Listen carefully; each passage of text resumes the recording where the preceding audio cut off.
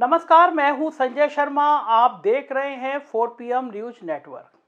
थोड़ी देर पहले मैं अपनी गाड़ी में डीजल पड़वाने गया तो मैंने खिड़की खोली। आजकल मैं पेट्रोल पंप पे भी थोड़ी गुफ्तगू कर लेता हूं। और पेट्रोल पंपों पे क्या, अगर रेस्टोरेंट में या कहीं पे भी जाइए, आप लोगों से बात करते रहिए तो एक विजन पता चलता है कि माहौल क्या चल रहा है, हवा किधर बह रही है।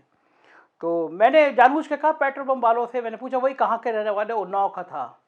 उससे पूछा कि चुनावी माहौल कैसा है। बोले साहब परेशानियाँ तो हैं ही है, महंगाई वहंगाई सब बातें हुई। तो मैंने कहा लेकिन अखिलेश यादव के तो कल छापे पड़ गए, इनकम टैक्स वाले उनके जितने करीबी लोग थे उनके यहाँ। बोले साहब मैंने पिछली बार वोट तो दिया था बीजेपी को, लेकिन मैं फिर कह रहा हूँ कि ये गलत है। ये तो शुद्ध गुंडागर्दी है कि आप सामने वाला खेल रहा है, कबड्डी खेल रहा है, उसकी टांग में लाठी मार दो। खेल खेलो ना जैसे खेल रहे हो। और मैं बड़ा हैरान कि पेट्रोल पंप का सेल्समैन और ऐसी बातें कर रहा है। हाँ, मुझे समझ में नहीं आया कि ये प्लानिंग कौन करता है कि जब चुनाव सिर पे हो, चुनाव 1.5 महीने पहले रह जाए तो फिर छापे मार दो, इनकम टैक्स के छापे मार दो, ईडी के छापे मार दो। आज मुझे दिल्ली से पता चला है, मैंने मज़े की बात ये, अगर आप मेरे परमानेंट दर्शक हैं, आप मेरे देखते रहे होंगे तो मेरी यूट्यूब की वॉल पे जाके देखिए। ठीक 1 महीने पहले मैंने कहा था कि अखिलेश यादव के करीबियों के यहाँ इनकम टैक्स के और ईडी के छापे पड़ने वाले हैं, सीबीआई भी आने वाली है। वहाँ लोग मुझे बड़े हैरान थे कि यार तुमने कैसे कह दिया कि ये सब होने वाला है। मैंने उनसे कहा कि असल में आप पत्रकारिता कर रहे हो तो अपना सोर्स डेवलप करिए, ईडी में करिए, इनकम टैक्स में करिए, सीबीआई में करिए। कहीं ना कहीं से चीज़ें लीक होती हैं, पता चलता है कि प्लानिंग क्या है। आज दिल्ली के एक मेरे अफसर ने बताया कि बहुत जल्दी शिवपाल यादव और अखिलेश यादव के घरों पर भी रेड की जाएगी। अब क्यों की जाएगी, हम इस पर विचार करते हैं क्यों की जाएगी। दरअसल उत्तर प्रदेश का माहौल बदल रहा है और भारतीय जनता पार्टी जो 5-6 महीने पहले जो रणनीति बना के बैठी थी वो पूरी ध्वस्त हो गई। 6 महीने तक पहले बीजेपी को लगता था कि अखिलेश यादव घर से कम निकल रहे हैं तो चुनाव एकदम खाली है, मैदान खाली है, हम लोग आसानी से चुनाव जीत लेंगे। पहला झटका उनको लगा कि जब पंचायत के चुनाव थे, ये पहले चुनाव ऐसे होते हैं जो सीधे गांव के लोग सीधा वोट करते हैं। तो जब रिजल्ट आए तो जब से मेरे ख्याल से 95 से ये शुरू हुए हैं पंचायत के चुनाव, कभी ऐसा नहीं हुआ कि सत्ताधारी दल हारता हो उस चुनाव में। क्योंकि ना वो बहुत प्रेशर वाले चुनाव नहीं होते हैं, डीएमएसपी और सब संसाधन यूज कर लेते हैं तो जीत जाते हैं, प्रधान को डर रहता है तो चुनाव जीत जाते हैं। 95 के बाद ये पहली बार ऐसा हुआ कि बीजेपी यानी उत्तर प्रदेश की सरकार बुरी तरह हारी चुनाव में। उससे उससे एकदम चौंके लोग कि ये हो क्या गया। तब लगा कि चूंकि कोरोना की लहर से बहुत ज़्यादा लोग डरे हुए थे, परेशान थे, इसलिए एक तरफा वोट चला गया। बाद में उन्होंने फिर अपनी गुंडागर्दी करके जिला पंचायत अध्यक्ष, क्षेत्रीय पंचायत अध्यक्ष, ये सब जो जीते जाते हैं वोट उठवा लेना, मतदाताओं को उठवा लेना, जिले हुए सदस्यों को उठवा लेना, वो सब चलता रहा। लेकिन वो पहला संदेश था कि कुछ खतरा है।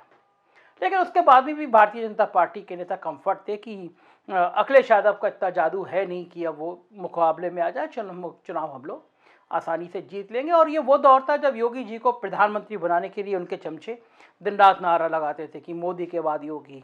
और उनके चमचों ने तो बिल्कुल योगी जी को दिन रात सपना दिखा दिया था कि बस मोदी जी तो कुछ ही दिन के मेहमान हैं और दिल्ली दरबार की गद्दी आपका इंतजार कर रही है। अमित शाह बेचारे क्या कर लेंगे जो आपका तो बिल्कुल रास्ते लगते हैं। उसके बाद जब वो चुनाव का दौर शुरू हुआ और अखिलेश यादव की यात्राएं शुरू हुई, उसने लखनऊ से दिल्ली तक पसीने छुड़ा दिए बीजेपी के।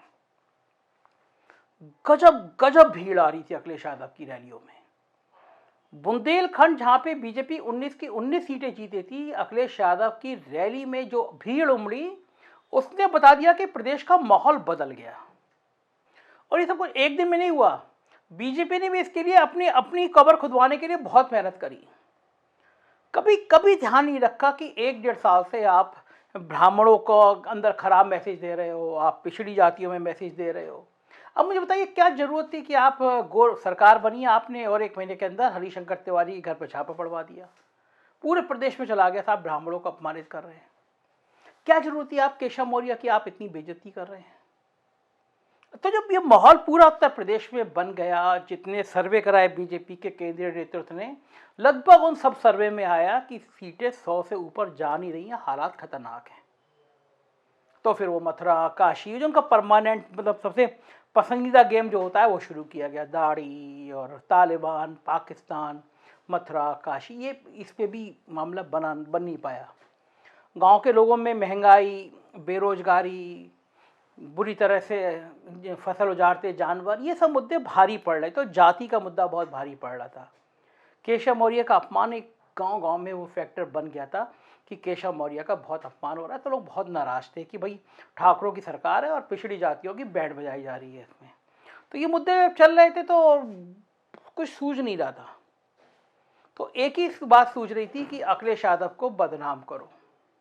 बदनाम कैसे करो कि उनके घर पे इनकम टैक्स के छापे पड़वाओ, उनके करीबियों के इनकम टैक्स के छापे पड़वाओ। अब मज़े की बात ये बीजेपी ये नहीं सोचती कि इससे पहले केजरीवाल, ममता बनर्जी, जगन रेड्डी और स्टालिन, शरद पवार, ठाकरे, मध्य प्रदेश, राजस्थान, जहाँ जहाँ चुनाव हुए वहाँ ये सब प्रयोग किए गए। मैंने जितनी जगह के नाम लिए इन सब जगह चुनाव से पहले छापे पड़वाए गए और मज़े की बात है इन सब जगह बीजेपी हारी।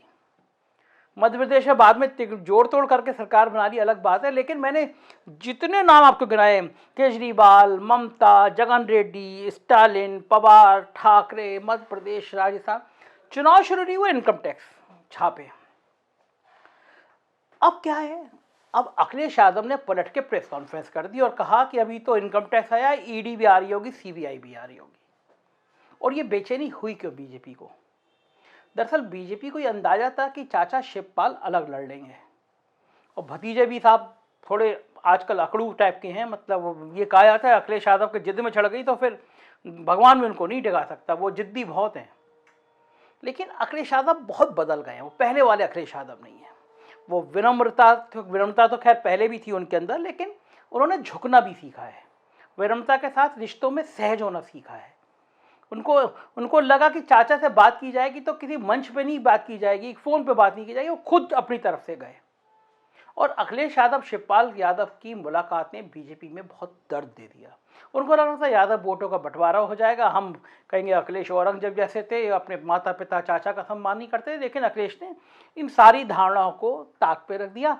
नेताजी अपने बेटे को बहुत प्यार करते हैं, ये 10 बार संदेश दे चुके हैं और चाचा भी मान गए, चाचा से भी बात हो गई। तो बीजेपी को लगा ये चाचा तो हमारे भरोसे थे, हम तो इनके भरोसे थे, इनकी तरह राजपाल बनाने की बात कर रहे थे, हम इनको जगह जगह भेजने की बात कर रहे थे, ये गड़बड़ हो रहा है क्योंकि पिछड़ी जातियों की एकता हो रही है। तो ये हुआ कि अब निपटाना ही है अखिलेश यादव को, तो साहब उनके करीबियों के यहाँ इनकम टैक्स छापे मार दो, कहीं अगर पैसा हो उस पैसे के फ्लो को रोक दो। पिछली बार नोटबंदी कहा जाता है केवल उत्तर प्रदेश का चुनाव रोकने के लिए हुई थी, आनन फानन में नोटबंदी कर दी गई थी जिससे चुनाव ठप जाए, मतलब ठप हो जाए समाजवादी पार्टी का, मायावती का, हुआ भी यही था। तो इस बार भी पैसे का फ्लो रोकने के लिए ये पेशबंदी की गई है। अब मुझे आज पता चला है रिवर फ्रंट की फाइलें निकलवाई जा रही हैं, बहुत जल्दी सीबीआई शिवपाल यादव के घर आएगी, अखिलेश यादव शिवपाल यादव के घर छापे मारे जाएंगे। एक चतुर्वेदी जी हैं जिन्होंने याचिका की थी पहले आय से अधिक संपत्ति की, वो भी एक्टिव हो गए हैं। तो ये पूरे इनकम टैक्स के ईडी के छापे, संभावित छापे अब और तेज होंगे। अगला छापा अखिलेश यादव के खुद के घर पे, शिवपाल यादव के खुद के घर पे और मुलायम सिंह के खुद के घर पे पड़ने की उम्मीद है। चुनाव से पहले भी ये आखिरी हथियार बचा है कि कम से कम जनता में ये मैसेज डालो साहब हमने इनका बहुत काला धन है इनके पास। लेकिन जनता भी बहुत जागरूक है, जनता रिएक्ट कर रही है, अगर इनके पास काला धन था तो आप इतने साल से कर क्या रहे थे, आपने इनको क्यों नहीं पकड़ा? चुनाव से पहले ये छापे बता रहे हैं कि आप घबरा गए हैं, आप हताश हो गए हैं, आपको समझ में आ रहा है कि योगी जी जा रहे हैं, अखिलेश आ रहे हैं, ये मैसेज गांव से सुनने लगा है, ये संदेशें आने लगे हैं। तो आप अगर सोच रहे हो कि ईडी, इनकम टैक्स, आयकर विभाग की तकड़मों से कोई नेता डर जाएगा, तो वो डरने वाले तो मुझे तो नहीं लगता है। आज मेरे पास भी अफसर का फ़ोन आया कि तुम भी उसकी हिट लिस्ट में हो, क्योंकि लखनऊ के अंदर, उत्तर प्रदेश के अंदर अब कोई भी मीडिया संस्थान ऐसा नहीं बचा जो सरकार की ऐसी तीखी तीखी बातें कर रहा हो, तो तुम भी लिस्ट में हो और अगले 10-12 दिन में तुम्हारे अभी छापे पड़ेंगे। मैं हंस दिया, मैंने कहा पहले भी ईओडब्ल्यू ने 2 साल मेरी जांच करी थी, मेरे पूरे ख़ानदान की जांच की थी, फिर एसटीएफ ने धमकाने की कोशिश की थी। चलो अच्छा है वो इनकम टैक्स भी आ जाए, थोड़ा सा मेरे भी छापे आपे बढ़ जाए, माहौल बन जाता है ना, बड़ा आदमी लगता है, जिसके इनकम टैक्स के छापे पड़ते हैं बड़ा आदमी लगता है, कम से कम मैं ऐसी जाएगा हम भी बड़े आदमी, हमारे इनकम टैक्स आया। तो मैं तो कह रहा था कि इनकम टैक्स वाले पहले बताते तो मैं शर्मा जी की चाय बंद मक्खन समोसे वमोसे मंगा के रखूँ, सुबह सुबह आते हैं। बस इतनी प्रार्थना है कि मेरे यहाँ कभी आए तो थोड़ा लेट आइएगा, मैं थोड़ा लेट उठता हूँ, 8 बजे बाद आएंगे तो मैं कंफर्ट जोन में रहूँगा। स्वागत है इनकम टैक्स ईडी वालों आपको। लेकिन मैं हैरान सुप्रीम कोर्ट से भी हूँ। सुप्रीम कोर्ट के माननीय जज साहब को क्यों नहीं नजर आता कि चुनाव से पहले 1 महीने पहले लोकतंत्र में इस तरह की संवैधानिक संस्थाओं का दुरुपयोग होता है? क्यों नहीं सुप्रीम कोर्ट के माननीय न्यायाधीश स्वतः संज्ञान लेते हैं, एक नियम बना दें कि चुनाव से 6 महीने पहले अगर इनकम टैक्स की ईडी की रेड होगी तो वो सुप्रीम कोर्ट से पूछ के होगी, क्योंकि चुनाव आयोग के भरोसे तो आप रह नहीं सकते, वो तो गुलाम टाइप की संस्था हो गई है। तो कम से कम ये होना चाहिए, चुनाव से 6 महीने पहले अगर इनकम टैक्स की रेड होती है, ईडी की रेड होती है, तो पूछा जाना चाहिए कि ये सारी रेड केवल विपक्ष के यहाँ क्यों होती है, सत्ता पक्ष को क्या बहुत से रुखाव के पर लगे हैं, या कोई ऐसी वॉशिंग मशीन है कि सत्ता पक्ष की जिस वॉशिंग मशीन में जो भी जाता है वो साफ होकर निकलता है। लेकिन ठीक है, लोकतंत्र में इस तरह की तानाशाही बहुत पहले भी देखी है, इमरजेंसी भी देखी है, लोगों ने आपातकाल भी देखा है, इस दौर में फिर एक आपातकाल देख रहे हैं। लेकिन जो लड़ेगा वही जीतेगा। आदमी को लड़ना नहीं भूलना चाहिए, लड़ने वाले ही जीतते हैं, योद्धा ही जीतते हैं, और इतिहास योद्धाओं का ही बनता है, कायरों का नहीं, तानाशाहों का नहीं। देखते रहिए 4PM न्यूज नेटवर्क। क्या आप यकीन में आ चुके होंगे कि ये भी एक ऐसा ही योद्धा वाला चैनल है? सब्सक्राइब करिए, एक नंबर है। अगर आपको लगता है बेवकूफ़ होकर बात करते हैं तो मदद कीजिए, क्योंकि हम सरकारों से मदद चाहते नहीं हैं, हम गोदी मीडिया बनना चाहते नहीं हैं।